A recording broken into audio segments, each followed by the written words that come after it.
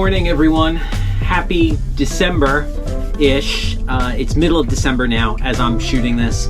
I'm slowing down pace a little bit in terms of what I'm creating. I'm spending a lot of time working on plans for 2023. There'll be a video early January explaining my plans for 2023 once I figure out what they are.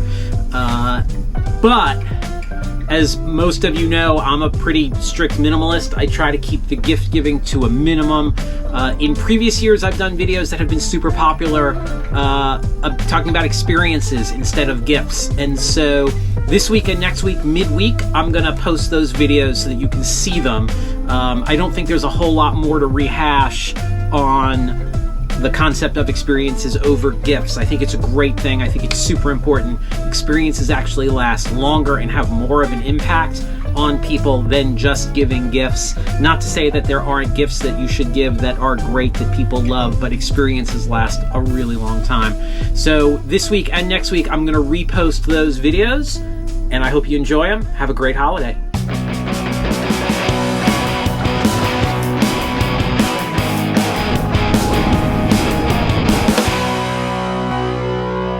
So here are a bunch of experiences, things that you can do or that you can give to people instead of giving them gifts. There's nothing wrong with gifts, but I think experiences actually last longer. They stay with you in a way, like I still think back to Alaska trips that I've done or backpacking trips that I've done, and they stay with you in a way and are more foundational for who we are. They become building blocks for the people that we are and the people we want to be. And so I think experiences is a really good thing.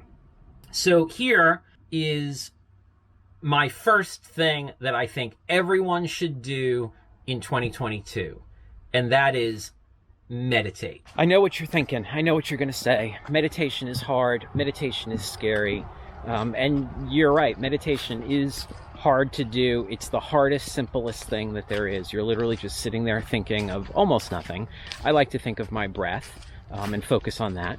But we live in a world where people have a hard time being alone with their thoughts. And that's why we get sucked into our phones. That's why when we're driving in the car, we have to call people on the phone, because it's hard for us to just sort of sit and be alone with our thoughts. But that is an important skill that we all need to have. You don't have to sit in a fancy posture. You can just sit. You can lie down. Just make sure you don't fall asleep. That's what happens when I lie down and I meditate. I fall asleep. And that's not meditating. That's sleeping. So take some time for yourself. If you can do it every day, it's a really good thing, and it will make your life better. And I know that's hard to believe, that just sitting and doing nothing for a couple minutes, and that's all it takes, is a couple of minutes. You only need a couple minutes. I meditate twice a day for 2 minutes. If it's going really good, I'll lengthen it out, but really my general plan is twice a day for 2 minutes. It's not that hard. All right, it's a little hard in the beginning, but you can do it. Okay, so suppose you want to give someone the gift of meditation. You can do that too. There are some apps that are fee-based that you could give to someone. There are also meditation studios opening up all over the country, probably all over the world, but I only live in this country. And so you could buy them a membership there. A lot of yoga studios offer meditation classes as well. So hook someone up with one of those. A lot of those are free. So that could be a thing that you could set them up for. Maybe even go with them. Say, hey, this January after Christmas, let's go on this Sunday to a free meditation. It's a really good way to give someone a gift of an experience.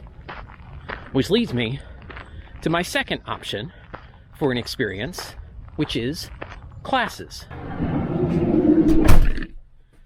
Now, obviously, as an outdoor educator, I think classes are super important.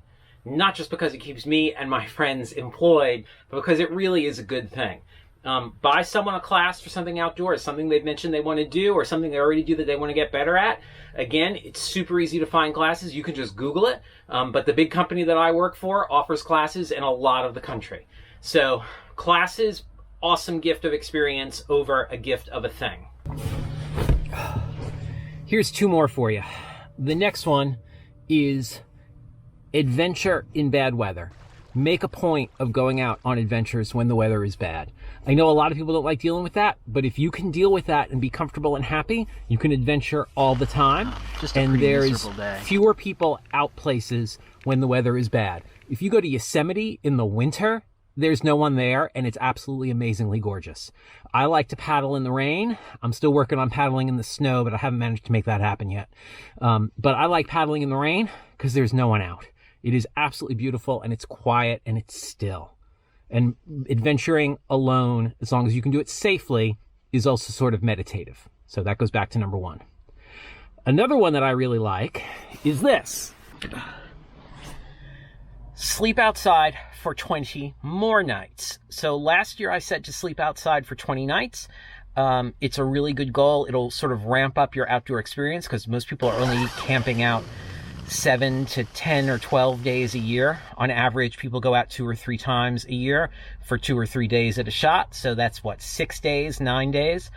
So by jumping it up to 20, you're getting a lot more time in the outdoors, which is really cool. I think that's so important that I'm adding it to this year's list, even though it was on last year's list.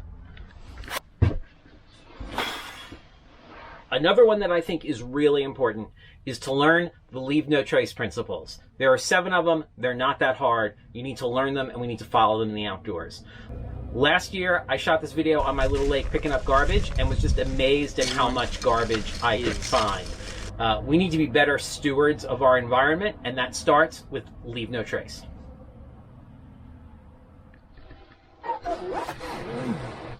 This next one is super simple, but it's hard to do. Get up and see as many sunrises as you can. Sunsets are good, but comparatively easy. Sunrises will start your whole day off on a different foot. You'll have an amazing day. You'll get more things done, but you'll have that nice quiet time to really enjoy something amazing, an amazing sunrise. When I go out to the beach, I make a point of getting up every morning to see sunrise and to shoot sunrise. I like shooting sunrises. But get up, see all the sunrises you can. Take the time to learn how to make really good coffee, both backcountry and front country. If you don't drink coffee, make really good tea. It's a great skill in the backcountry or even in your van to be able to make a really good cup of coffee, particularly on a cold day or a wet day or a cold, wet day. Coffee, tea, any sort of hot drink is a really good thing. Get good at making it, and people will envy your skills in the backcountry. So essentially, let's try and make 2022 about experiences. I hope you were able to do that in 2021, and I hope that worked out well for you. My plan is to definitely be more experience focused in 2022, and that's sort of my whole plan for 2022. See this video up here if you want to find out about that. Okay, so have a great holiday, and I'll see you outside. What are you doing, Brenda? I am dressing my pancake. What's on your pancake? She doesn't have a plate, but she's got a microplane grater. Exactly. It's a little bit of coffee chocolate with pumpkin butter on a vegan pumpkin pancake on a bandana because I have no plate. But it's gorgeous.